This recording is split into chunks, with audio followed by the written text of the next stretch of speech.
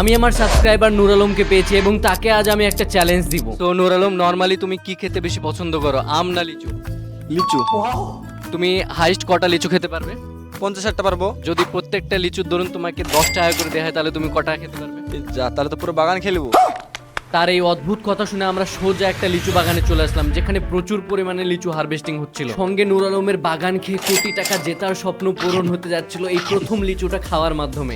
স্বাদের কথা বলার পর নেক্সট লেভেল স্পিডে এসে লিচু খেয়ে যাচ্ছিল। একদিকে ও খেয়ে যাচ্ছিল, অন্যদিকে আমার ঘাম ঝরে যাচ্ছিল। আজ আমি শেষ, পুরো ভিখারি হতে চলেছি। এইভাবে 30টা লিচু ডিস্ট্রয় করার পর বলল, মনে হয় 4 কটা খেতে পারবি?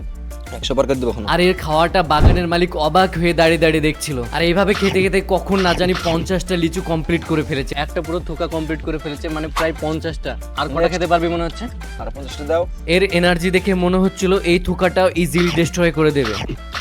এইভাবে খেতে খেতে প্রায় 70টা লিচু খাওয়ার পর বলল, খাও না। কি খাও না।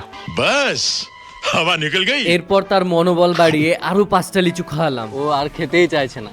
প্রথমে খেতে মজা লাগছিল, এখন সাদাতে মনে হচ্ছে।